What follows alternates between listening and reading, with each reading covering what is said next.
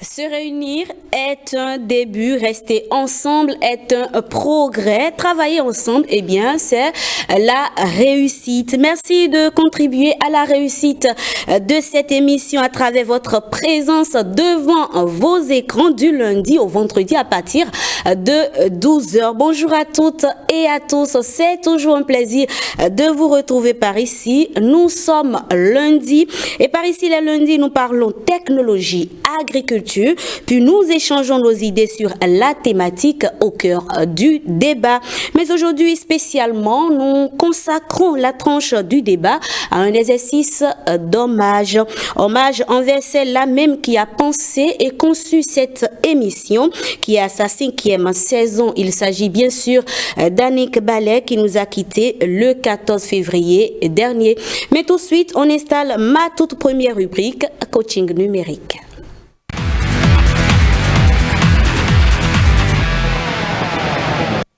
Les exploits de l'intelligence artificielle, on continue d'en parler. Ce midi, on s'intéresse à comment, grâce à l'IA, on peut lutter contre les fraudes et détournements. Ansbé Abalo, bonjour.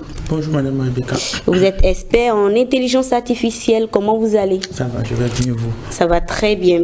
Alors, on parle ce midi de comment, grâce à l'intelligence artificielle, on peut lutter contre les fraudes et détournements. Mais très rapidement, qu'est-ce qu'on entend par intelligence artificielle? Un petit rappel aux téléspectateurs. Merci beaucoup Madame Rebecca. Alors, en termes terre à terre, quand on parle de l'intelligence artificielle, c'est l'ensemble des procédés, moyens, méthodes permettant à la machine de comprendre le langage naturel, le langage humain. C'est-à-dire que on met en place un algorithme ou bien un code, d'accord, qui permet au fait à la machine de fonctionner comme le cerveau humain.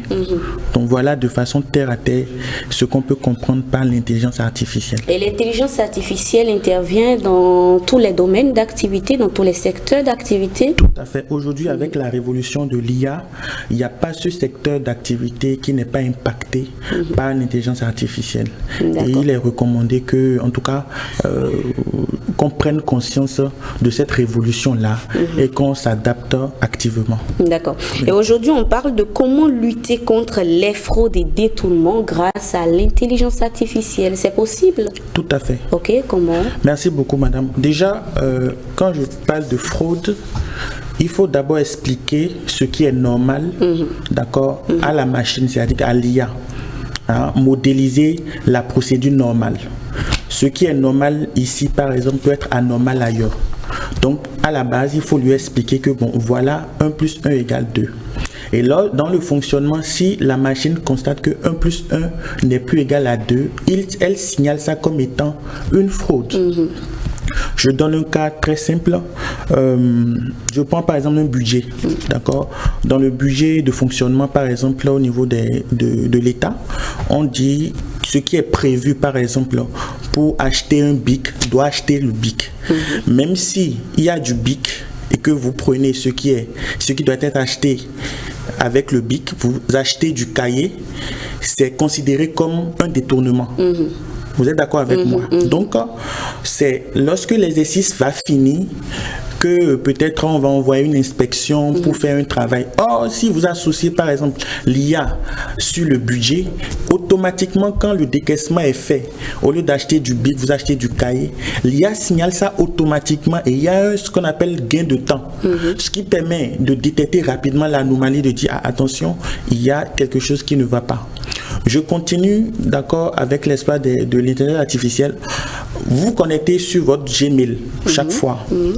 Vous allez remarquer que si vous connectez de façon inhabituelle avec un autre ordinateur, Google déjà signale ça automatiquement comme quoi, attention, il y a une machine qui s'est connectée. Voilà, exactement. Tout à fait. C'est grâce à l'intelligence artificielle par rapport à la géolocalisation et par rapport aux habitudes. Parce que Google enregistre comme habitude que vous vous connectez sur votre téléphone iPhone. Mais du jour au lendemain, vous vous connectez avec un téléphone Android. Déjà, l'IA voit ça comme étant quelque chose d'anormal. Est-ce que vous voyez? Donc, il signale ça automatiquement comme quoi ça ne va pas. Il faut quand même regarder la chose en face. Je continue toujours par parler de l'IA par rapport aux fraudes et aux détournements, je prends les données de masse. WhatsApp, votre mail, votre carte de crédit, d'accord? Avec l'intelligence artificielle à la base de ces différents périphériques, lorsque on prend votre téléphone WhatsApp et qu'on check avec l'intelligence artificielle, on peut tracer des opérations ou bien des gestes qui ne sont pas normaux. Et déjà en même temps, ça déclenche au fait une information comme quoi, ah, attention, il y a quelque chose d'anormal. Et celui qui fait l'investigation est en même temps alerté et puis il va fouiller. Mais il peut y avoir des exceptions, n'est-ce pas? Tout à fait, il peut y avoir des exceptions. Dans ce cas, il peut y avoir des exceptions. Mais quand tout ce qui est normal, quand ça devient anormal, l'IA signale et il y a un gain de temps. Et on anticipe sur beaucoup de choses. Je prends également la biométrie par exemple. Vous venez le matin, même pas le matin, je prends un cas simple, votre téléphone portable. Il y a ce qu'on appelle la reconnaissance faciale. Il y a des gens qui verrouillent leur téléphone par la reconnaissance faciale. C'est toujours l'IA pour lutter contre les fraudes.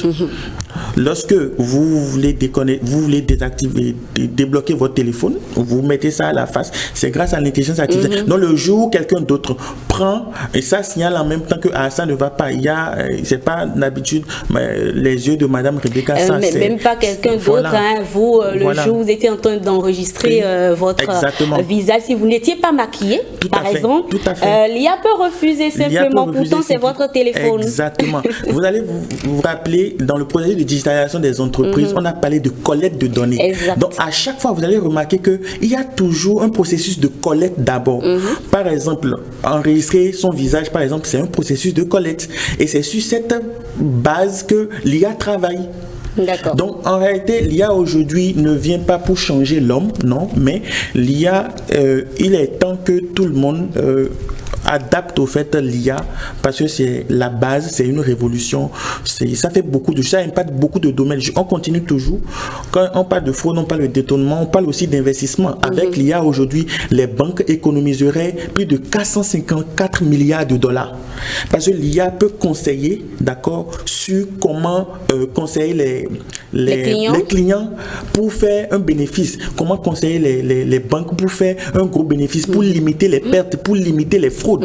Est-ce que vous voyez? Donc voilà autant de choses, autant d'avancées que l'intelligence artificielle et les systèmes embarqués peuvent quand même mettre à contribution pour faciliter beaucoup de choses. En résumé, qu'est-ce que le téléspectateur doit retenir quand on parle de fraude et de détournement? Comment l'IA peut aider? Merci beaucoup, madame. En résumé, très rapidement. Alors, en résumé, l'IA peut beaucoup aider. D'abord, premièrement, il faut déjà faire la collecte des données. Donc, nous invitons toute personne à bien collecter les données ou toute entreprise à faire une collecte de données. Et lorsqu'on intègre l'IA fait le traitement et tout ce qui n'est pas normal, d'accord, avec l'intelligence artificielle, l'IA signale au fait les anomalies.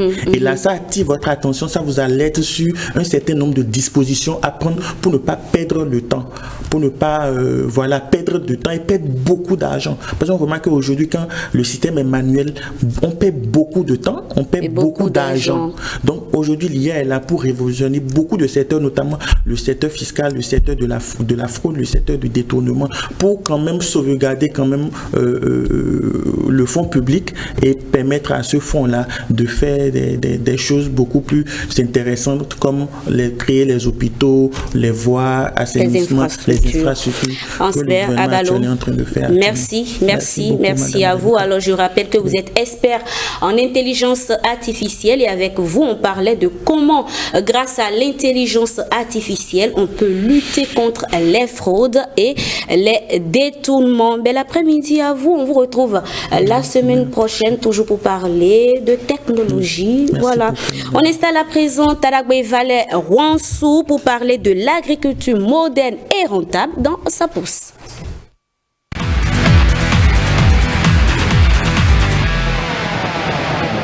Taragbe Valet Rwansou, bonjour. Bonjour Rebecca, bonjour chers amis téléspectateurs. Quand on voit quelqu'un qui a bien célébré le week-end, on sait. J'espère que ça va bien, Taragbe. On rend grâce à Dieu. Alors, comment on prend soin de son avocatier? Alors, pour prendre soin de son avocatier, il faut mesurer, il faut prendre en compte 3 facteurs. D'accord. Qui sont? La fertilisation, l'irrigation, le traitement phytosanitaire et l'entretien. Tout ça, c'est dans l'entretien. Je vais commencer par la fertilisation. Au Bénin, nous ne sommes pas habitués à avoir des plantations professionnelles d'avocatiers. On est habitué à avoir quelques dizaines de pieds dans un champ où clairement on a un pied à la maison. On ne sait même pas comment ça fonctionne. Et la plupart des avocatiers que nous avons dans notre pays sont des avocatiers qui sont issus de la reproduction sexuée, c'est-à-dire d'une graine. La graine, on fait germer. Ça, c'est la reproduction sexuée. Alors, pour avoir beaucoup plus d'avocats et avoir de l'avocat en un laps de temps, il faut faire ce qu'on appelle le greffage.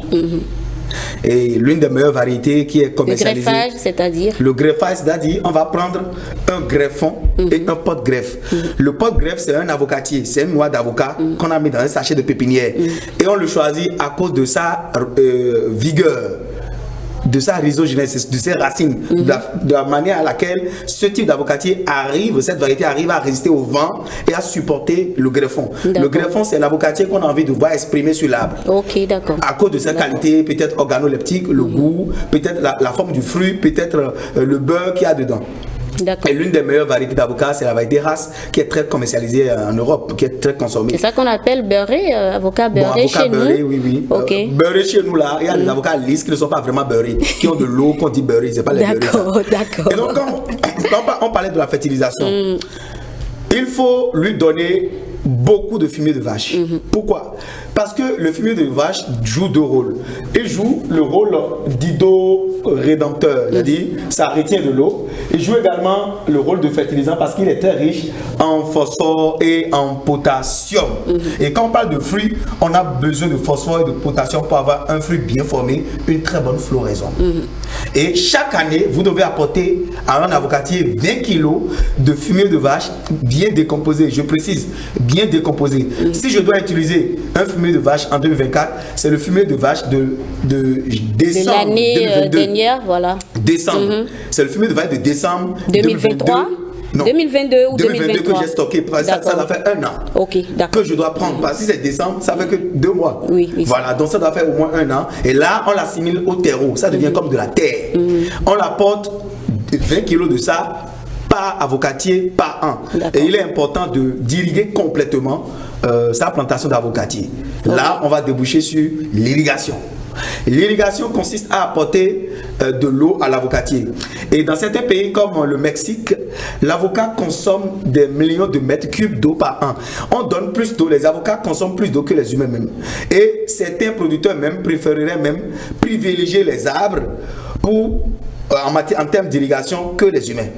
Et ça crée des déplacements de masse parce que lui voit l'argent qu'il gagne avec les avocats, c'est des millions de dollars que ces firmes-là brassent chaque année en vendant de l'avocat sur les États-Unis et l'Union européenne. Ça, l'avocat a besoin par jour, quand on est sous climat tropical chaud et humide, d'au moins 10 litres d'eau potable sans chlore par jour. Maintenant, partant de plus, on n'a pas besoin d'apporter de l'eau. C'est pour ça que nos avocatiers prennent du temps à prospérer. Maintenant, en termes de traitement phytosanitaire, l'une des maladies qui sont reconnues pour l'avocatier, c'est les cochenilles farineuses. Vous allez voir si vous avocatiez à la maison, il y a des taches blanches, comme les cotons. Tout à fait. Même sur les fleurs, vous allez voir des taches blanches et après, ça devient noir. Ça, c'est la fumagine. C'est un champignon qui est à la base de ça. Et le noir, là, si vous ne savez pas faire, c'est comme le miel. Et ça coule sur les toits de véhicules, sur les avocatiers. Et même si tu ne le sais pas faire, tu passes ta tête, ton cheveu va devenir blanc. C'est comme ça. Il faut faire un traitement à base préventif, à base d'huile de Nîmes, ou bien d'extrait de feuilles de Nîmes mélangées avec ce qu'on appelle Iptis suaveolens ou Zansoupema. Donc vous prenez, quand je vais donner la suite simple, là c'est gratuit. Vous prenez 10 kilos de Zansoupema qu'on appelle Iptis suaveolens, les Béninois le connaissent très bien dans les villages. Vous prenez 10 kilos de feuilles de Nîmes, vous allez les piler dans un mortier, vous allez extraire le jus, vous allez dissoudre ce jus-là dans 10 litres d'eau et vous allez ajouter 100 grammes de coton dilué, dissous dans l'eau. Le savon noir coton. Son rôle, c'est d'adhérer l'extrait a que à la surface de la plante. Et là, on traite comme les mouches mineuses de fruits. Tu vas voir des fois arriver, quand tu ouvres ton avocat, tu vois des chenilles dedans, ou bien tu vois une pourriture noire à l'intérieur de l'avocat. C'est dû à tout ça. Voilà, c'est dû aux bioagresseurs, pas les ravageurs, les bioagresseurs. Et l'entretien toujours, il faut maintenir sa plantation d'avocat propre, il faut sacler. Et pour avoir de meilleurs fruits, il faut aussi tailler l'avocatier. On ne peut pas tout traiter pendant cette présentation. On fera encore d'autres émissions dans lesquelles on va plus étayer, plus détailler par rapport à la position de l'avocat, qui est d'ailleurs un business très lucratif que très peu de Béninois maîtrisent, parce qu'on n'a que des plantations traditionnelles au lieu d'avoir des plantations professionnelles. Il y a tous les jours des marchés qui viennent en Afrique, qui viennent au Bénin ici, qui viennent vers nous, qui ont besoin de 2 tonnes d'avocats par semaine, 10 tonnes d'avocats par semaine, ainsi de suite, de plusieurs pays de l'Union européenne qui veulent surtout la variété race. Donc, chers amis téléspectateurs, allez-y, produisez la variété race. Au pire, qu'est-ce qui va vous arriver? Si vous n'allez pas vendre en Union européenne, aux États-Unis, vous allez vendre aux Béninois qui vont découvrir le vrai avocat qui est très apprécié par les Blancs.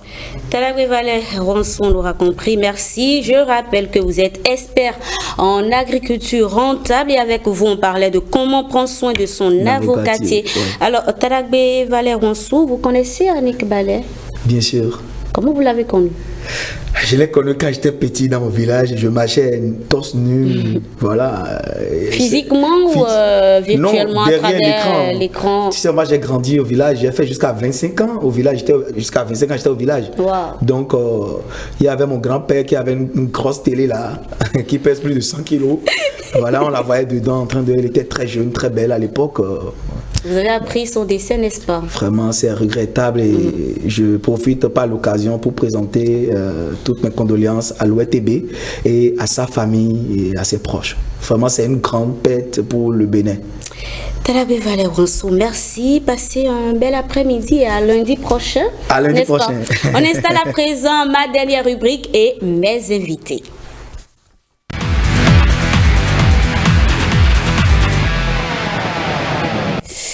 Et Bruno qui me demande, on reste comment alors que le plateau ne lui est pas étranger. Je le disais à l'entame de cette émission, ceci n'est pas un débat, mais plutôt un instant d'hommage. Hommage à cette figure charismatique de l'information sur la télévision nationale, cette journaliste paix, dévouée et rigoureuse que le monde des médias pleure depuis le 14 février dernier. C'est la même qui a nourri, pensé et créé cette émission que vous aimez si tant, le rendez-vous de midi. Il s'agit bien évidemment de Annick Ballet. Ce moment se veut être donc un instant de souvenir. Nous voulons vous faire connaître cette dame au-delà de celle que vous voyez à l'écran, tout simplement.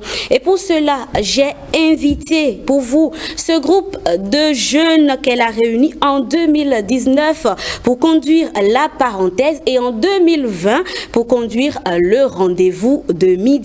Eman Rodrigue Amégan, bonjour. Bonjour Rebecca, bonjour à toutes et à tous. J'espère que vous allez bien. Vous êtes journaliste. Les téléspectateurs connaissent très bien ce visage grâce à 5 Suissettes matin également. Jour du sport? Jour du sport, soirée sport aussi, par moment. Et plein d'autres choses. Et parlons justement de sport. Vous étiez en Côte d'Ivoire. Comment s'est passé, on va dire quoi, la CAN vue de près? Non, mais ça a été un très beau séjour du côté d'Abidjan. Il y a la CAN qu'on voit à la télé et il y a la CAN qu'on voit de plus près lorsque vous êtes très au contact des acteurs.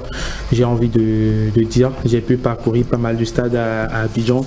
J'ai pu faire pas mal de rencontres aussi, de très belles rencontres. J'ai pu découvrir ou vivre de très près l'hospitalité ivoirienne revendiquée, bien sûr. Vous confirmez que je confirme. Ils avaient annoncé que ce serait la CAN de l'hospitalité.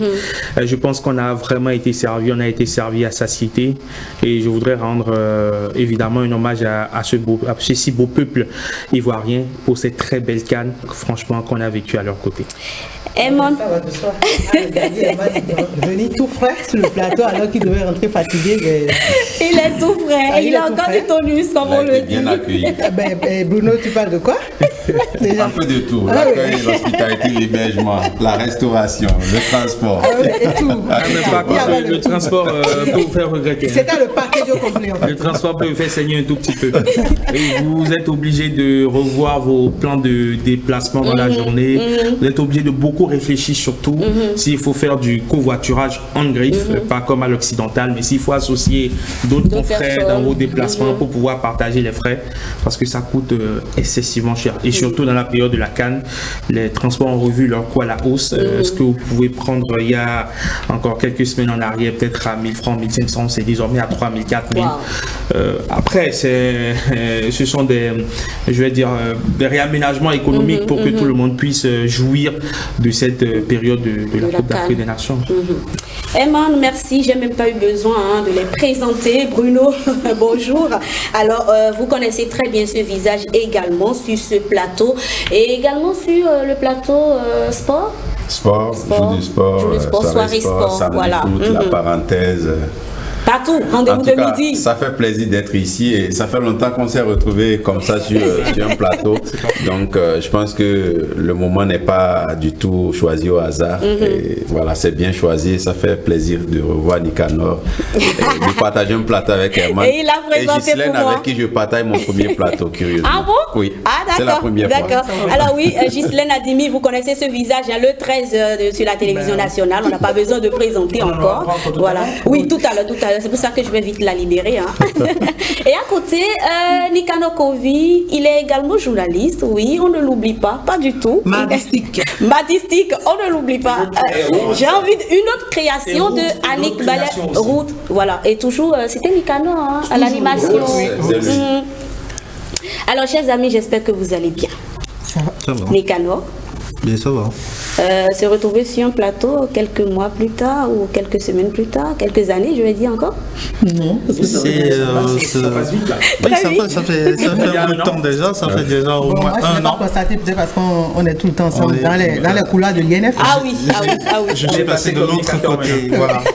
Je suis passé de l'autre côté de la caméra. Et j'espère que ça va très bien. Ça se passe super bien. Alors, chers amis, merci d'être présents sur le plateau. Hommage à Annick Ballet, chers amis. On va déjà commencer par partager avec les téléspectateurs comment chacun l'a connu, sans entrer trop dans les détails. Comment a été également la collaboration avec Annick Ballet? Je vais commencer par Ghislaine parce que je sais qu'elle est notre doyenne sur le plateau. Évidemment, elle a connu, elle a travaillé étroitement avec elle. Ghislaine, qu'est-ce qu'on peut retenir? Comment s'est passée la collaboration avec Annick Ballet? Merci beaucoup Rebecca, bonjour chers amis téléspectateurs. Je ne le dirai jamais assez. Annick Ballet, elle fait partie de cette dame que nous voyons tout petit. Elle était toute jeune en ce temps, en tout cas. Ben, nous, on était encore toutes petites. On les admirait. Jemima Katraye et Jocelyne Aladaye. C'était ces femmes-là qui nous faisaient rêver à travers le petit écran. Et on voulait faire comme elles. On s'amusait déjà à les imiter à l'école. Et quand vous êtes rapproché justement je me suis rapprochée de la personne, c'est vrai que les premiers contacts c'était un peu froid parce que Annick a cette carapace de personne tellement respectueuse d'elle-même que c'est au premier coup vous avez du mal à vous approcher d'elle, mais dès que vous approchez de Annick, alors là vous ne pouvez que l'aimer. Et surtout quand vous arrivez à connaître ses principes et que vous les respectez, que vous êtes une personne qui se fait respecter comme elle, Annick et vous devenez de très bons amis. C'est comme ça c'est parti. Moi j'ai connu Annick en 2002, ma première année de stage à l'OETB. Elle était ma maîtresse de stage. La première semaine, c'était vraiment le clash. À cela, j'ai merdé. Tout le monde me connaît comme une fille. Jusqu'à présent, je me distrais très vite. Annick n'aime pas ça, surtout quand le travail est en cours. Et j'ai commis cette maladresse. Dès le premier jour, on devait aller en reportage. On est revenu. Au lieu d'aller au montage, faire le dérochage, je me suis mise à bavarder avec les autres collègues stagiaires. Là, Annick m'a zappé. Et c'était un lundi. Et toute cette semaine, je n'ai mangé que ça. Je ne pouvais plus rien faire. Je ne pouvais plus parler à Annick. C'était chaud et je ne faisais que pleurer. Je ne savais pas quoi faire. Alors, un des amis de la rédaction m'a demandé qu'est-ce qui s'est passé, qu'est-ce que tu as fait. J'ai dit, jusque-là, je ne savais pas ce que j'ai fait. C'est bon, je ne savais pas. Et la personne m'a dit, écoute, rapproche-toi de Annick et puis essaye de lui demander qu'est-ce qui ne va pas. Et maintenant, si elle ne te parle pas, fais comme si de rien n'était. Et si elle bouge, je suis là ou pas. Elle fait quelque chose, tu essayes de voir. Ce que vous avez fait. Exactement. Vous allez en reportage, tu la suis. Dès que vous revenez, essaye de proposer un commentaire, essaye de déroger, de prendre les repères. Et c'est comme ça que j'ai pu me rattraper. Et quand j'ai commencé à faire ça, elle a baissé d'un cran. Elle a commencé à me parler, mais il n'y avait plus le sourire. Et déjà, mes camarades avec qui étaient venus de l'école ne voulaient systématiquement pas travailler avec Annick. Parce qu'on nous avait dit, la dame là, c'est une dame de fait, tout ça. Mais arrivé à la maison, ça a commencé à me travailler. Non, mais je ne peux pas me laisser comme ça intimider facilement. Il faut que je lui montre que je peux aussi le faire. Et bizarrement, ça a pris. Et depuis ce temps, c'est passé. J'ai compris qu'avec Annick, quand il y a travail, on travaille. Et quand il y a amusement, je vous assure, dès que vous finissez le travail, la première à créer encore les conditions de l'amusement. Et quand j'ai vu ça, c'est fini. Donc voilà comment c'est parti avec Annick. Et puis c'est celle-là, après le travail, même pendant le travail, tu as des soucis. Elle a ce flair de détecter en toi quelque chose qui ne va pas. Et elle sait comment t'amener à lui parler. Et quand tu es convaincant, Annick te prend et puis c'est parti. Voilà comment. Ghislaine Adimi, je vous ai permis de parler au début comme ça, au commencement, pour pouvoir vous libérer, parce que je sais que vous avez le JT tout à l'heure. Alors, en un mot, qu'est-ce que aujourd'hui vous avez envie de lui dire? C'est vrai que physiquement, elle n'est plus avec nous. En un mot, qu'est-ce que vous avez envie de lui dire très rapidement avant de partir? Alors Annick, qu'est-ce qu'on ne s'est pas déjà dit? Parfois je me dis que j'aurais bien voulu qu'elle soit encore là. Comme j'ai l'habitude de le dire, elle est devenue ma petite maman. À un moment donné, c'est vers elle que je me tournais pour avoir les réponses qu'il fallait aux questions de la vie en général. Des discussions que je n'ai jamais pu avoir avec ma maman, j'ai pu l'avoir avec Annick comme grande soeur. Et après, tout petitement, je l'ai surnommée Mamou. Et quand je l'appelle Mamou, elle sait bien que je veux dire quelque chose. Et quand je dis Red Chef, elle sait déjà que c'est aussi professionnel. Et c'était pareil avec elle, quand elle veut me parler. Elle a dit, mais alors, qu'est-ce que je n'ai pas encore partagé avec Annick? Je me souviens que mes dernières inquiétudes, c'était de savoir si franchement j'arrivais à tenir au boulot. Elle m'a dit, écoute, tu n'as pas tenu parfaitement comme je l'aurais souhaité, mais je suis fière de toi. Et j'avoue que quand elle m'a dit ça, ça m'a rassuré un tout petit peu. D'accord. Annick aurait sûrement voulu que nous qui sommes très proches d'elle, nous les femmes surtout, qu'on puisse copier un peu plus sur elle et nous imposer. Mais j'ai toujours dit, je ne peux pas avoir le caractère de Annick. Je ne peux pas être aussi ferme comme Annick parce que Annick est une personne à part entière. Elle est elle et personne ne peut être comme Annick. Merci Ghislaine Adimi. Alors Annick, où que tu sois aujourd'hui, nous avons pleuré ta mort, mais en même temps nous sommes ressaisis parce que tu es de celles qui n'aiment pas du tout la tristesse et tu n'aurais jamais voulu qu'on pleure sur ton corps. Et aujourd'hui, on te dit merci pour tout ce que tu as été. Et nous te promettons de garder toujours la tête sur les épaules. Merci pour tout ce que tu as fait de nous. Merci Ghislaine Adimi. On vous retrouve tout à l'heure dans le JT de 13h. Merci beaucoup. Alors, messieurs, on parle de cet hommage qu'on veut rendre à Annick Ballet. En 2019, je le disais, elle réunit un groupe de jeunes dont vous faites partie, à qui elle parle de son idée d'émission, le rendez-vous de midi, qui va finalement démarrer en 2020. Alors, comment arrive-t-elle à vous convaincre, Eman? Vous savez, c'est un exercice qui est très difficile pour moi. Parce que je ne sais pas si j'ai de la légitimité vraiment pour parler de Annick Ballet, puisque je ne l'ai finalement côtoyée que pendant quelques petites années. Et pendant ces quelques petites années, j'ai l'impression que ça a été tellement intense, tellement grand dans ma vie professionnelle que je me permets quand même de placer ces quelques mots. Tant que, même si au fond de moi, je me dis que je n'ai peut-être pas la légitimité nécessaire qu'il faut pour en parler. Vous savez, à l'été 2019, moi je suis venu à l'ORTB. D'abord, j'ai fait BB24 en 2018. Et déjà, quand je finissais mon stage en 2018 à BB24, elle avait émis l'idée donc d'une émission, d'un projet d'émission. Ce n'est que bien plus tard que j'ai su que c'était le rendez-vous de midi. Mais en son temps, le projet n'avait pas encore pris corps. On était un certain nombre, on se retrouvait dans son bureau pour débattre évidemment de l'émission, puisque les rubriques étaient déjà bien définies. Et je me rappelle, j'avais choisi une des rubriques Art déco. Mais il s'est fait que l'émission n'a pas démarré tout de suite et ça a été mis en stand-by. Mais à l'été 2019, elle était encore chef des programmes, chef du service des programmes. Donc quand 5 sur 7 matin devrait aller en vacances. Jusque-là, la pratique qui avait cours voudrait que lorsque 5 sur 7 matin était en vacances, on fuse best-of.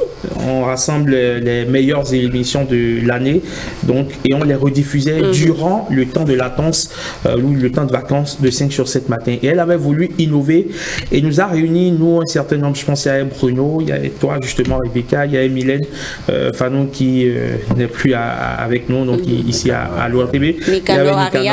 Ariane da Silva. Donc on était, j'ai même envie de dire une bande de potes, presque de la même génération, même si avec Nicanor, c'est pas tout à fait la même génération. Nicanor est un aîné. Elle nous avait réunis, nous tous. Et nous a demandé, écoutez, je réfléchis à une émission qui va prendre le relais de 5 sur 7 matin, le temps justement de vacances, des congés du 5 sur 7. Et c'est elle-même qui avait trouvé le nom, la parenthèse, comme pour dire que le temps donc, de cette émission, on met 5 sur 7 matin, entre parenthèses, le temps des congés. Et elle nous avait demandé à réfléchir à propos des rubriques et nous avait confié à Serge. Et nous avons travaillé ensemble avec Bruno, tous ensemble.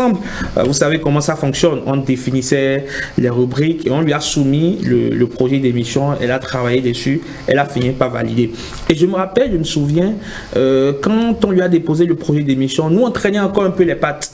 Et elle avait son agenda. Il fallait qu'on démarre. Et elle nous mettait la pression. Et un week-end, un samedi, on s'était retrouvés dans son bureau et elle nous a menacés. Elle a dit, écoutez, il faut qu'on démarre la semaine prochaine. Et vous la connaissez, quand elle avait la boule à zéro, son style qui lui était vraiment propre, elle avait ses lunettes et lorsqu'elle vous regardait derrière le bureau, elle vous regardait derrière les lunettes, vous savez qu'à ce moment, elle était sérieuse. Donc elle dit, on démarre le lundi. On s'était partagé les rubriques et tout le monde a pris les rubriques sauf moi. Et elle a dit, mais toi tu ne prends pas de rubrique. J'ai dit, non, moi je veux présenter l'émission.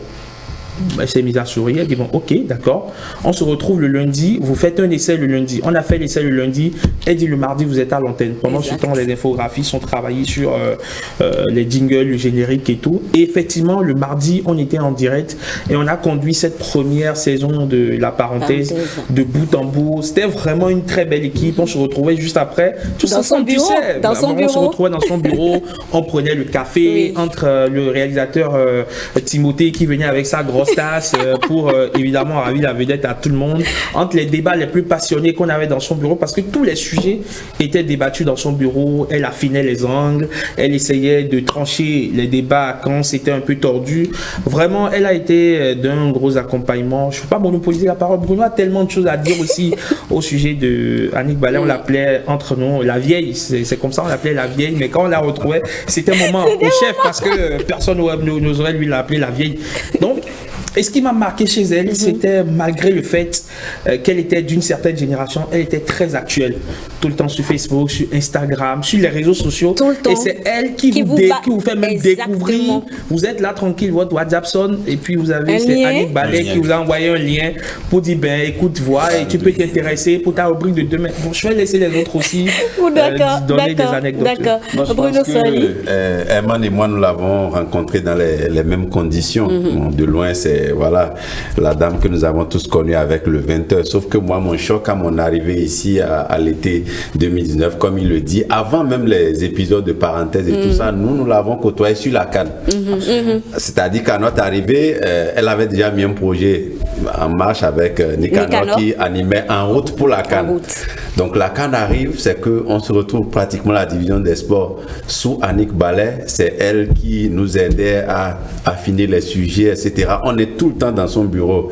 Et je me dis, mais moi je l'ai connue présentatrice, qu'est-ce qu'elle fait dans le sport? Et c'est qu'elle menait les débats avec connaissance. Elle n'était pas dans l'à peu près. Le jour, elle m'a surpris, c'est le jour où nous sommes allés, on a réparti les sujets, tout ça. Elle a dit, bon, qu'elle a un sujet en plus qui vient de lui traverser l'esprit, bon, que c'est un sujet à faire sur la chevelure des footballeurs. On sait que les footballeurs aiment. Mais en 2 temps, 3 mouvements, elle a pondu le papier devant nous et elle nous fait lecture du papier. Elle parle des rues de Gullit, tout ça. J'ai dit, mais quelle culture! J'étais franchement des Paul Pogba. Elle a mentionné des noms de footballeurs des années, je sais pas, 70, 80. J'ai dit, mais c'est pas possible. On la connaissait présentatrice du 20h, journaliste, femme mais politique, une femme qui s'y connaît en sport. Donc, bref, après, il y a l'épisode de la parenthèse, du rendez-vous de midi. Herman, inutile de revenir dessus. Herman a déjà donné tous les détails. Mais c'est qu'au-delà de tout ça, c'était une mère derrière. Personnellement, elle est devenue par la suite une confidente pour moi. Et franchement, quand je traversais les moments difficiles, tellement elle était ouverte, tellement elle était à l'écoute, elle était toujours prête à décrocher son téléphone à n'importe quelle heure. Tu l'appelles. Donc, j'étais libre vraiment de discuter avec elle. Avec elle, il n'y avait pas de tabou. Elle abordait les sujets avec toi. Elle était prête à te donner des conseils. À un moment donné, j'ai traversé des moments de turbulence. J'avais des problèmes de santé et tout ça. Elle était au courant de tout. Elle me donnait des conseils, des contacts. Elle me donnait plein de conseils. Elle venait aux nouvelles tout le temps. À un moment donné, même je peux dire que dans ma vie conjugale, franchement, tellement je parlais bien d'elle à la maison qu'un jour, mon épouse m'a dit, mais écoute, la prochaine fois que tu vas l'appeler, j'aimerais bien lui passer le bonjour. Donc ça s'est fait un jour. Elles se sont parlé au téléphone. C'était vraiment sympa. Elle dit, mais je viens de parler à Annick là. Je dis, oui, ben voilà. Donc après, c'est tout le temps, elle prenait des nouvelles, etc. Elle n'attend pas toujours que vous lui écrivez d'abord, de temps en temps. Une fois, elle m'a recadré sur ma photo de profil WhatsApp. Donc elle suit tout vraiment. Quand elle suit tout, c'est qu'elle est vraiment derrière tout. Et quand elle était chef service programme, elle suit tout à l'antenne. Tu peux faire une émission sportive à 22h pensant que bon, elle ne suit pas. La vieille dort. Le lendemain, t'écris, je t'ai vu, tu as parlé de telle chose. C'est pas comme ça, il fallait aborder. Donc elle est vraiment, je pense que si elle n'avait pas été journaliste, elle aurait été une bonne enseignante. Oui.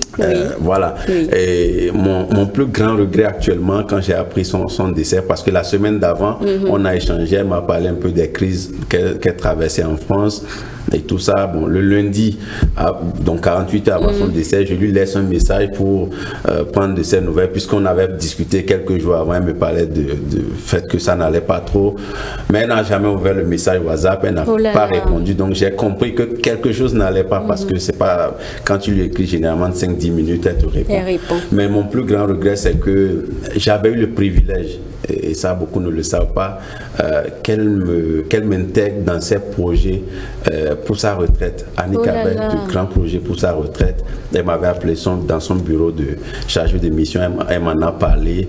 Elle devait être en discussion avec des Américains. Donc j'étais devenu un peu l'interface à cause de ma petite connaissance de la langue anglaise. Donc je savais tout ce qui se passait.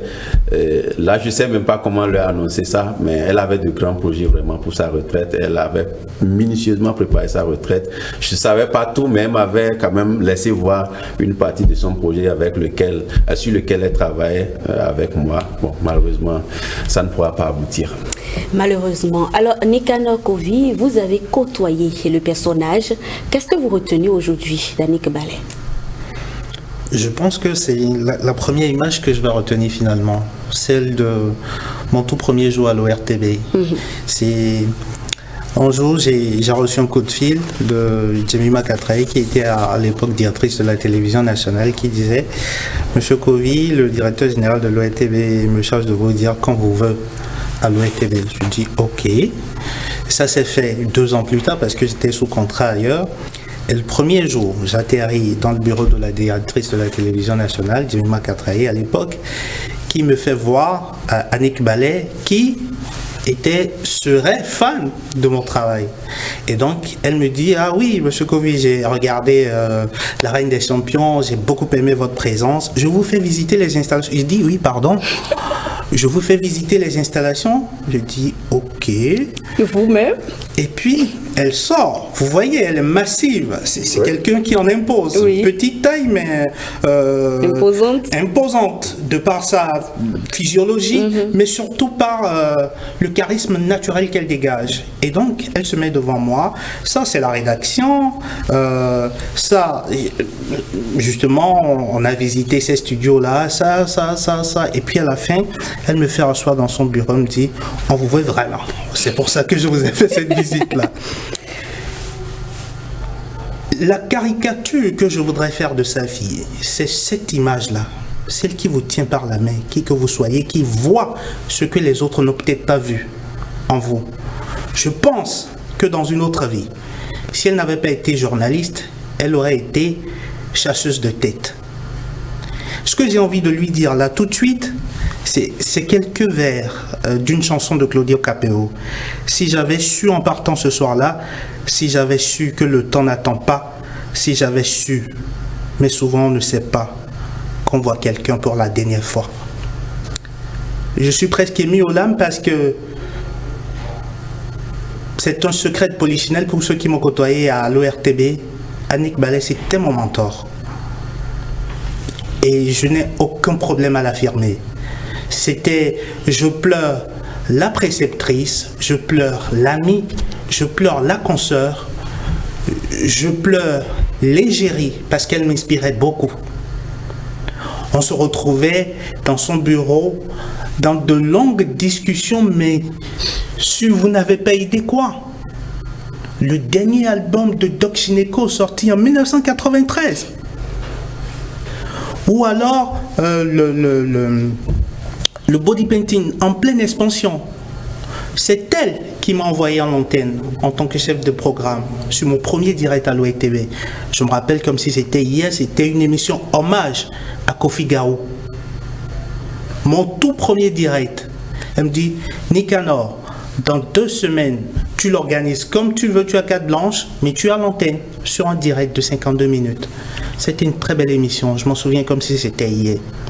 C'est elle qui un jour m'a envoyé faire En route pour la Cannes, un direct. Le jour même, enfin, je ne raconterai pas les coulisses de la fabrication des émissions à l'ORTB, mais j'étais parti à l'antenne pour une journée, et ça a duré quoi? 3 semaines? Ouais, 3 semaines. 3 semaines. 3 semaines de direct. Avec une dernière émission à l'apothéose Dans les studios de BB24. C'est elle qui m'a dit, écoute Nicanor, il y a Didier Awadi qui est à Cotonou, est-ce que tu n'aimerais pas le prendre sur une émission? On va le prendre sur 26 minutes. Puis après, une autre fois, elle me dit, Yassé Jabé Solo qui est à Cotonou, est-ce que tu vas pas le prendre? Et au bout de la 3e fois, elle me dit, mais tu veux pas en faire une émission? Va réfléchir et propose-moi quelque chose. C'est comme ça Mardistique est né. C'est comme ça que Mardistique est né. Route, c'était un programme qui existait déjà. Et puis, elle m'a dit, tu es parfait pour le rôle. Allez, à l'antenne. C'est quelqu'un qui percevait en vous le meilleur. Elle tirait de tout ce que vous aviez le meilleur. Ce qui faisait que vous n'étiez que vous et pas quelqu'un d'autre. C'est ça l'image que j'aimerais retenir d'elle. Pas celle de la femme incomprise. Pas celle de la dirigeante rigoureuse que d'aucuns qualifieraient de rigoriste. J'aimerais retenir l'essentiel. Cette image-là d'une journaliste d'exception. C'est peut-être anodin, mais elle a été, je crois, la seule journaliste à avoir reçu sur son plateau un secrétaire général de l'ONU. Ce n'est pas un accomplissement en soi, mais c'est quelque chose quand on est journaliste. C'est quelque chose dans la vie d'un journaliste. Elle était spécialiste des questions d'économie. Elle s'était mais vraiment spécialisée là-dessus. Mais ne vous y méprenez pas. C'est une femme de culture. Tout à fait. Elle était tellement à l'aise à discuter de sport que d'économie ou des petits froufrous de chiffon de bonnes femmes. De la technologie. De tech, de fintech. Très fan. C'était une journaliste à l'ancienne, comme on n'en fait plus. C'est vrai. C'était une journaliste à l'ancienne, comme on n'en fait plus, avec pour premier bagage la culture générale. C'est très important de le souligner. C'est ça que je voudrais garder d'Annick Ballet. Et quand on dit Annick Ballet au-delà de l'écran, quel mot vous vient à l'esprit là tout de suite, Emam? Annick Ballet au-delà de l'écran. Au-delà de l'écran, je dirais généreuse. Au-delà de l'écran. Aimable. Au-delà de l'écran. Une mère. Merci, chers amis, pour ce moment de partage de souvenirs, cet instant d'hommage à l'endroit de cette belle âme qui nous a quittés le 14 février dernier. Annick Ballet, c'est celle-là même qui savait, je pensais qu'on s'était, enfin, j'allais dire, est-ce qu'on s'est concerté, parce que c'était ma conclusion, celle-là même qui savait détecter le talent en vous, un talent dont vous ignorez vous-même peut-être l'existence. Alors, si si vous permettez. Très rapidement. Oui, très rapidement, Rebecca. Je pense que Annick Ballet n'avait aucun problème.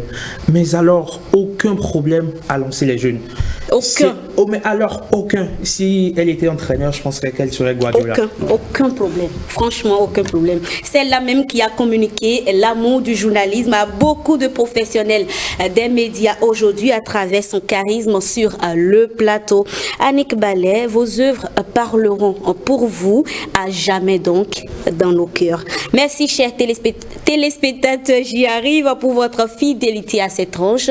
Prochain rendez-vous demain à 12h. En attendant, prenez soin de vous. Bye bye.